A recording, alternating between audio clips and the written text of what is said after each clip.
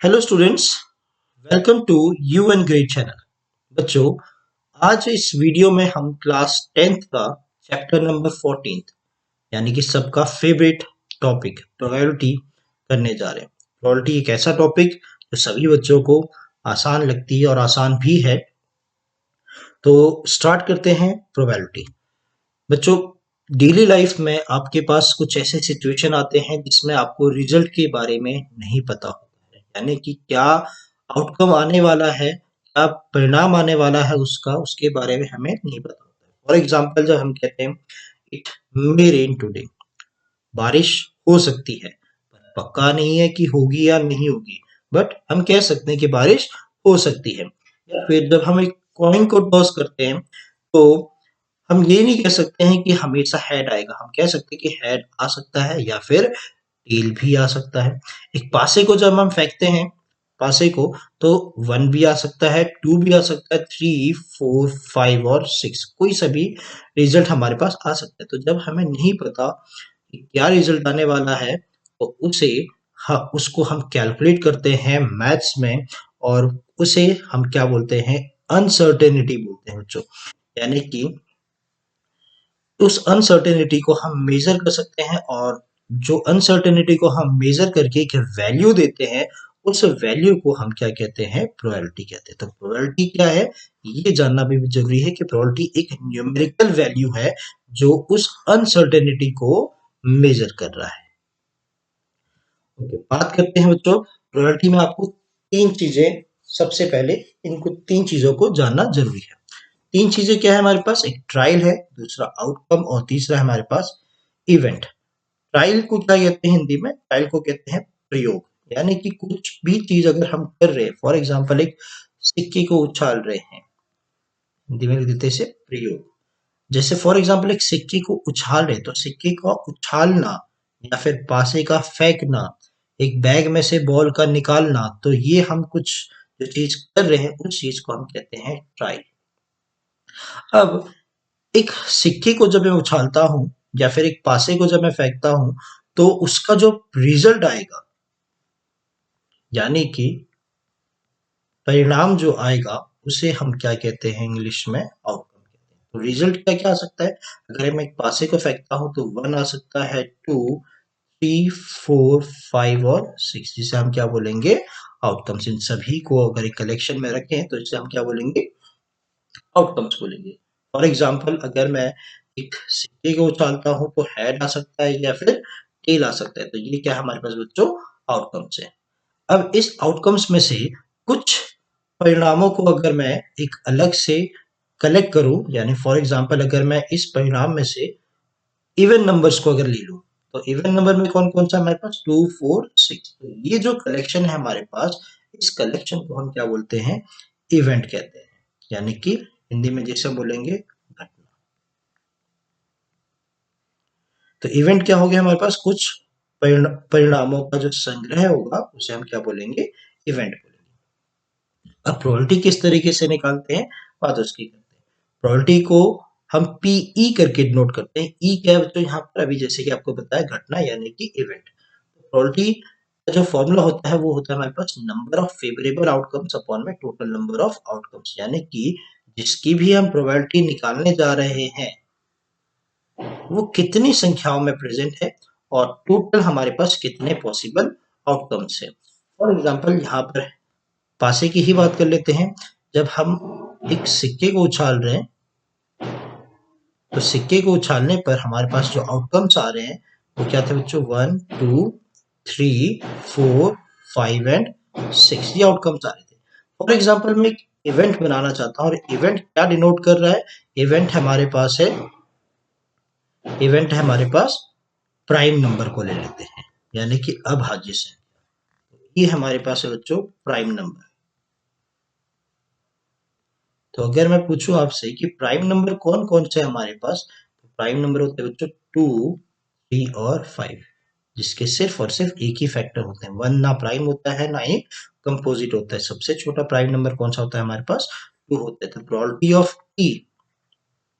Of ई कितना हो जाएगा, मैं ये देखूंगा कि ई कितने हैं। तो ई है हमारे पास 1, 2, 3, 3 है यहाँ पर, बटे में टोटल आउटकम्स कितने हैं हमारे पास 6, तो 3/6 यानी कि 1/2 इसे हम बोलेंगे फेवरेबल आउटकम्स, और ये क्या हमारे पास टोटल नंबर ऑफ आउटकम्स यानी कि अनुकूल परिणाम और कुल परिणाम।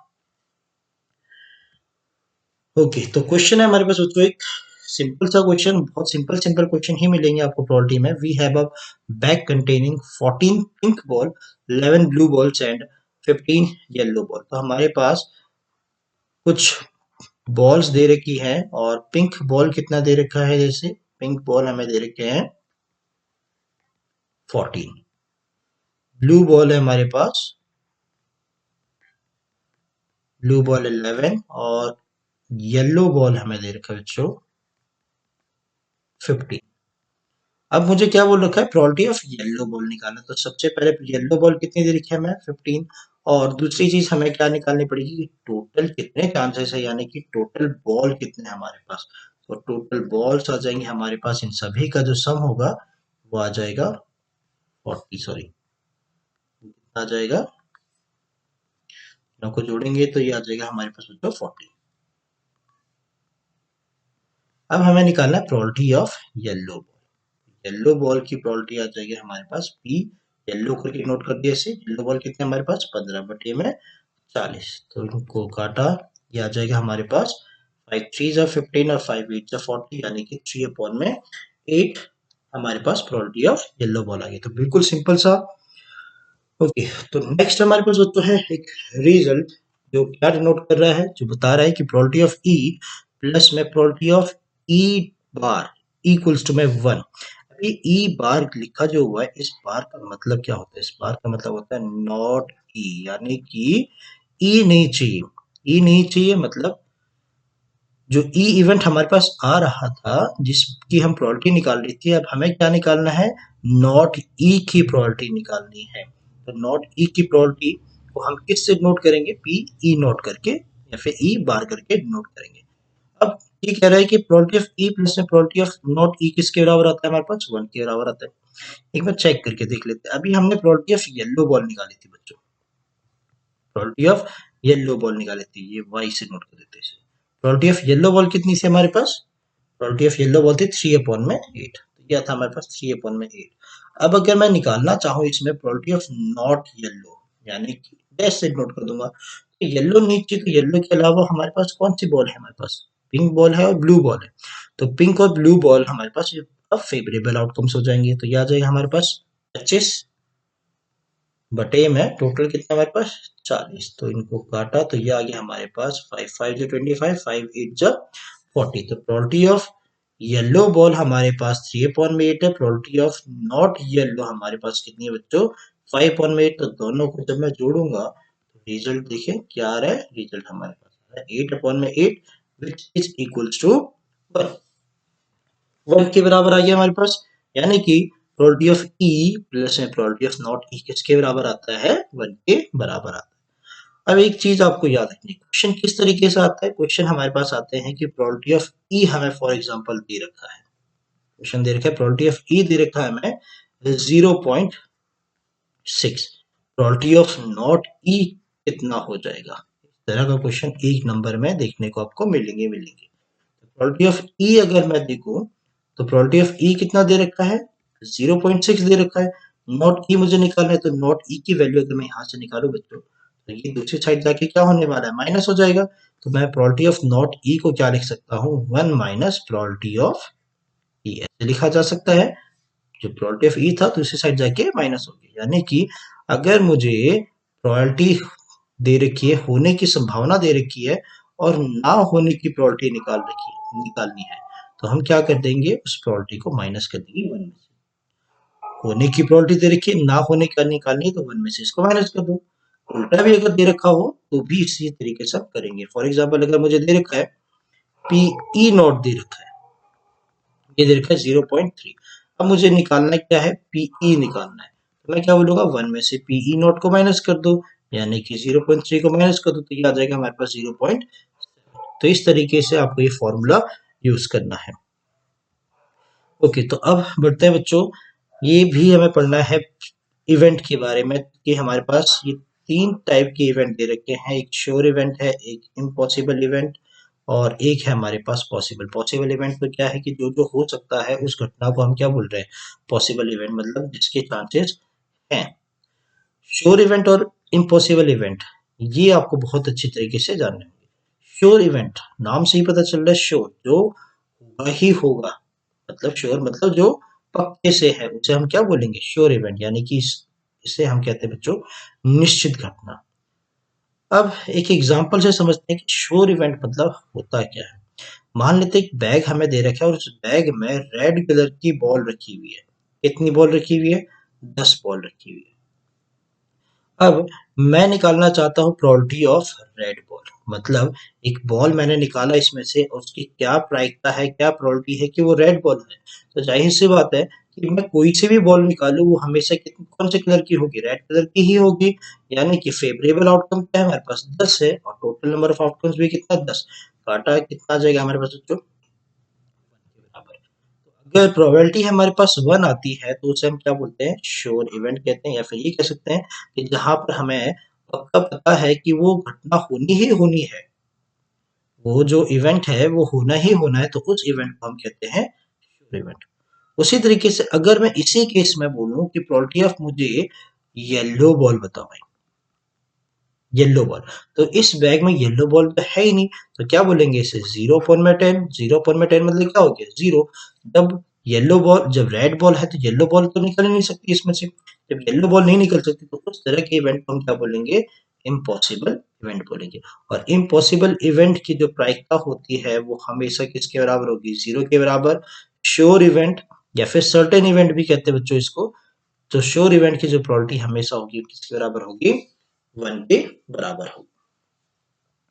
ओके, बढ़ते हैं बच्चों कुछ क्वेश्चंस की तरफ, और क्वेश्चंस हमारे पास बिल्कुल सिंपल सिंपल से क्वेश्चन ले रखे हैं अभी, और धीरे धीरे इन क्वेश्चंस के लेवल को बढ़ाएंगे। क्वेश्चन क्या दे रखा है, list all the outcome of choosing a day of the week starting with letter W.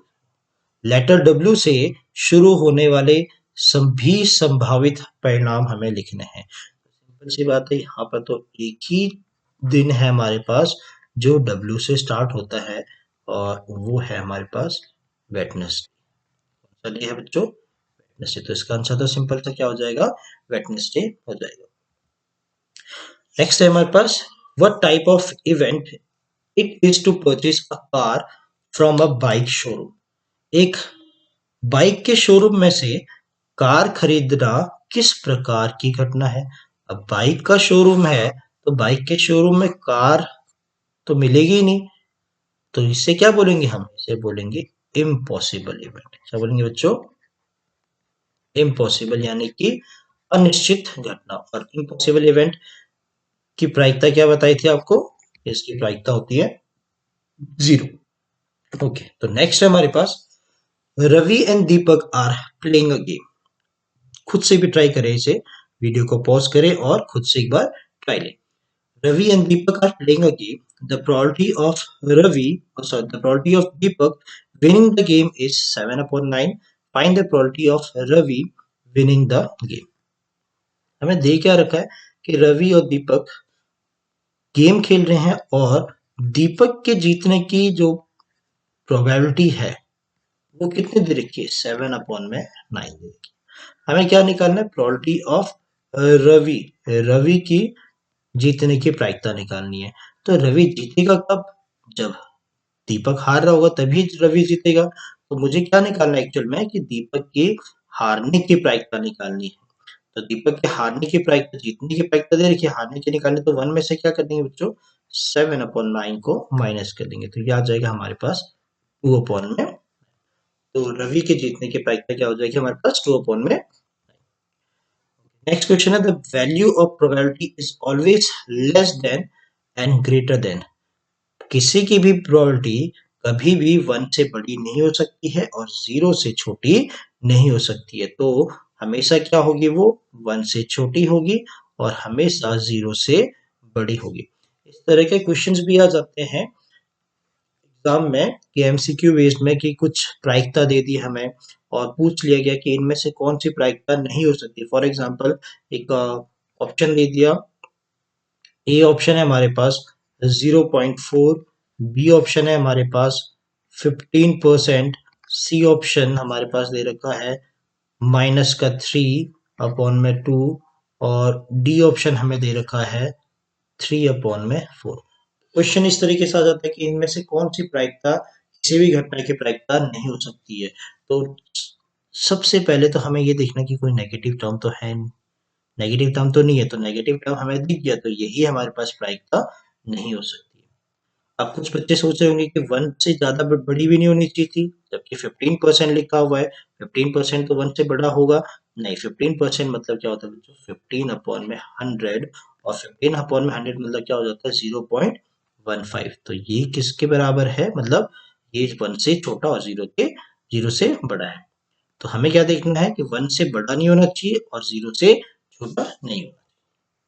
Okay, last question लेते हैं, उसके साथ खत्म करेंगे इस वीडियो को, इस टॉपिक को।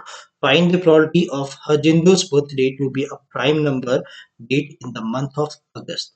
अगस्त के महीने में हरजिंदर के जन्मदिन की तारीख एक अभाज्य संख्या होने की प्रायिकता ज्ञात कीजिए। तो अभाज्य संख्या होना चाहिए बच्चों।